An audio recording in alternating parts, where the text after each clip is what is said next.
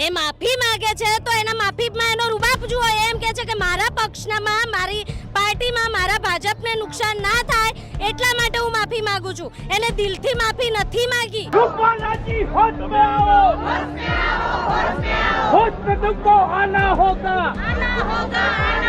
આજે લગભગ 100 મહિલાઓ પ્રદર્શન માટે આવેલી છે. એટલે રૂપાલા સાહેબને એટલું જ કહેવાનું છે કે તમે અહીંયાથી રાજી ખુશીથી રાજીનામું આપી દો.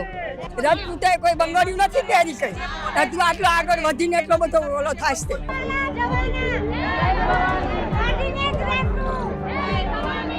બધા એકઠા થશે, બધા એક થઈને ટિકિટ પાડશે બધા.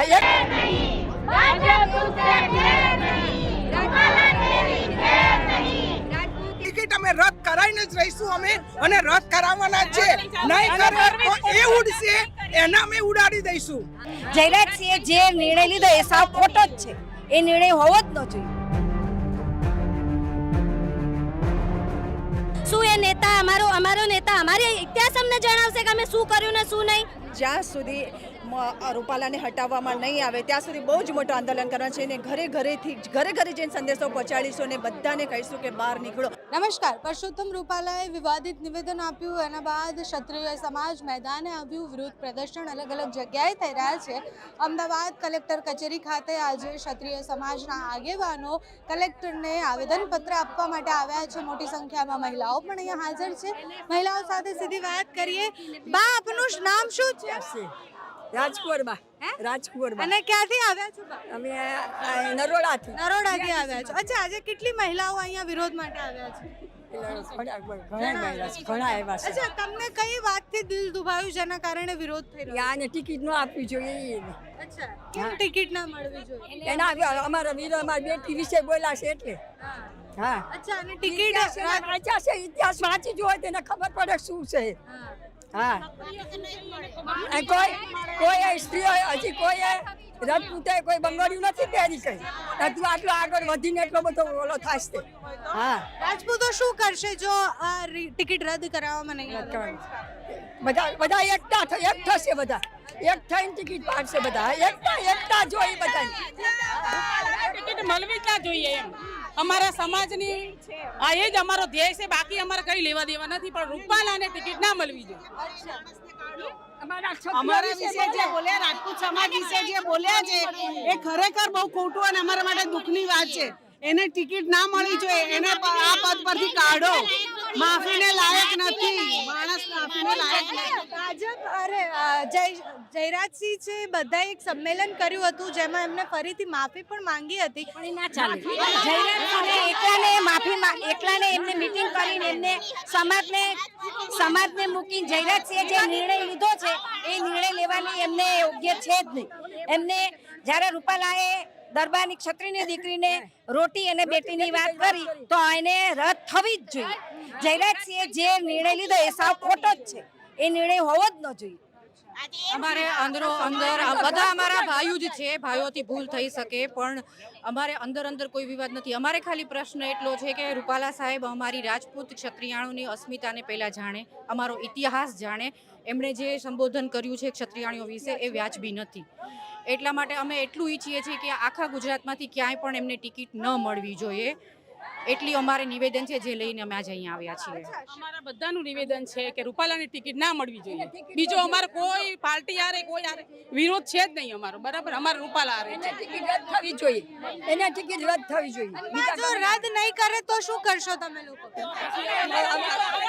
લડશું એને યાર. આંદોલન અમારું ચાલુ રહેશે, અને રૂપાલાની ટિકિટ અમે રદ કરાઈને જ રહીશું અમે, અને રદ કરાવવાના છે. નહીં કરે તો એ ઉડશે, એના અમે ઉડાડી દઈશું. અમારી રાજપૂતાની જેટલી જાગી છે ને એટલી એને ઉડાડી દઈશું અમે. વોટિંગ અમે એને નહીં કરવા દઈએ. જ્યારે રાજપૂત સમાજનો વોટ નહીં મળે ત્યારે આખી સંસ્થાને ખબર પડશે કે રાજપૂતાનું એકતા કેવી છે. બિલકુલ અમારી રાજપૂતાની બહેનો આજે જાગીને રોડ ઉપર આવી છે. એનું કારણ અમારું એટલું બધું દિલ દુખાયું છે આ શબ્દ બોલીને. ખરેખર અમારા માટે બહુ દુઃખની વાત છે.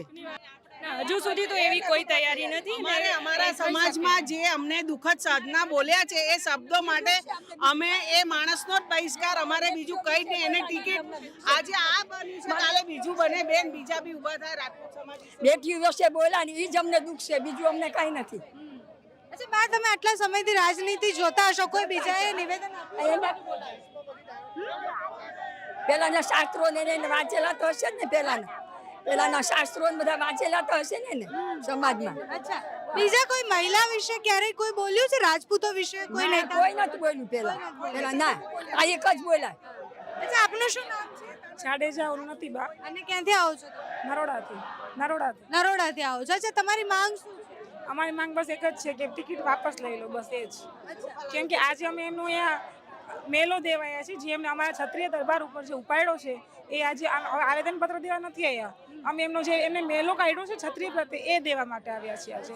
અને જ્યારે રાજપૂતની દીકરીઓ, બહેનો, વહુઓ જ્યારે રોડ પર આવી છે ત્યારે કશું હશે તો જ આવી હશે ને. એટલે અમારા મનથી અમે એવું જ ઈચ્છીએ છીએ કે એની ટિકિટ પોતે જ પાછી લઈ લે. બસ અમને કોઈ પ્રત્યે પેલું નથી, પણ જે બોલ્યા છે એ કોઈને હું થપ્પડ મારું પછી સોરી બોલ દઉં તો ના ચાલે. એ જ રીતે એ જે આ અમારા ક્ષત્રિય દરબારી વિશે જે બોલ્યા છે એ કોઈ દિવસ ચાલશે જ નહીં. અચ્છા, એમને કાલે પ્રેસ કોન્ફરન્સ કરી ત્યારે એવું પણ કહ્યું કે મેં 2 વાર માફી માંગી છે ને વિષય પૂરો થાય. માફી ના ચાલે. હું તમને થપ્પડ મારી સોરી બોલ દઉં તો ચાલશે? તમારા સમાજની સામે હું તમને થપ્પડ મારી દઉં પછી સોરી બોલીશ તો ચાલશે? નહીં ચાલે ને. એ જ રીતે માફી નહીં ચાલે. ચૂક્યું ગળાય છે પછી. એમની સાથે વાત કરવી છે. શું નામ છે? કૃષ્ણબા પરમાર, અને કૃષ્ણાબા, તમે ક્યાંથી આવો છો? અમદાવાદથી. અચ્છા, આજે કેટલી મહિલાઓ વિરોધ પ્રદર્શન માટે આવી છે? આજે લગભગ 100 મહિલાઓ પ્રદર્શન માટે આવેલી છે. અચ્છા, પરસોત્તમ રૂપાલાએ જે નિવેદન આપ્યું એના બાદ હવે ક્ષત્રિય મહિલાઓ પણ મેદાને ઉતરી છે. મહિલાઓને મેદાને ઉતરવું કેમ પડ્યું? મહિલાઓને ખાસ કરીને એને મહિલાઓને કીધું કે રોટી બેટીનો વ્યવહાર, કારણ કે એમને ઇતિહાસ અને પોતે સાહિત્યકાર છે. સાહિત્યકાર જો આ રીતે બોલી શકે ને કે રોટી બેટીનો વ્યવહાર હતો, તો એવો તો ક્યારે હતો નહીં, હશે ને રહેશે નહીં. તેના માટે અમારે ક્ષત્રિય સમાજની મહિલાઓને મેદાનમાં આવવું પડ્યું. અચ્છા, આપનું શું નામ છે? મારું નામ હર્ષાબા રાઠોડ છે. અને હર્ષાબા, તમે ક્યાંથી આવો છો? હું અમદાવાદથી નિકોલમાંથી આવું છું. અચ્છા, કઈ વાતનું ક્ષત્રિયોને સૌથી વધારે ખરાબ લાગ્યું છે જેના કારણે વિવાદ વધ્યો? અમારો અંગ્રેજો સાથે ક્યારેય રોટી બેટીનો વ્યવહાર હતો નહીં, રહેશે નહીં, છે પણ નહીં. અને અંગ્રેજોને હંમેશા રાજપૂતોએ ગુલામીમાંથી છોડાવ્યા છે. રાજપૂતો બેન દીકરી અને માતાની રક્ષા કરવાવાળા છે, દરેક સમાજની રક્ષા કરવાવાળા રાજપૂતો છે.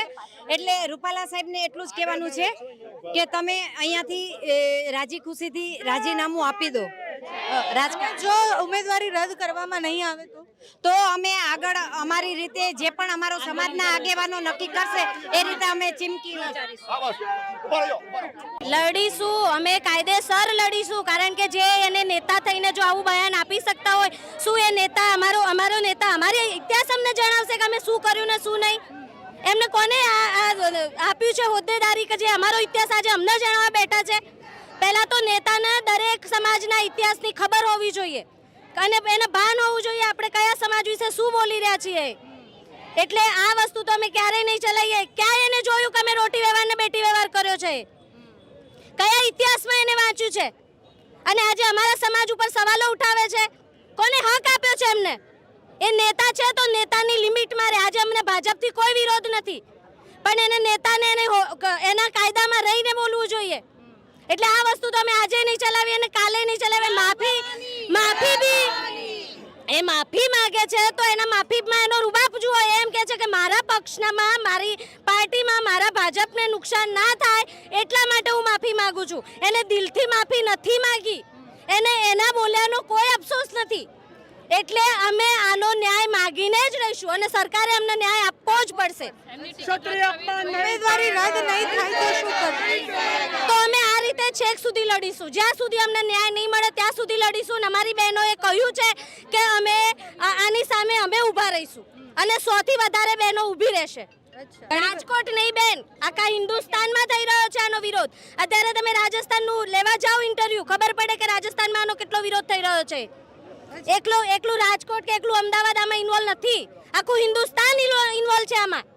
પરંતુ બારણે થયેલું બેન એ નિવેદન છે એ અમે ક્યારેય નહીં સ્વીકારીએ. એ રાજકીય છે. અમારે એને જાહેરમાં અપમાન કર્યું છે તો જાહેરમાં જ આનો ન્યાય થવો જોઈએ. હા એ અમે નિવેદન આજે બી નહીં સ્વીકારીએ અને કાલે બી નહીં સ્વીકારીએ. પણ જયરાજસિંહે તો એવું કહ્યું કે આ વિવાદ હવે પતી ગયો છે, એમને માફી નથી પત્યો કોને સાંભળ્યું એને જે માગી માફી એમાં એ શું બોલ્યા છે?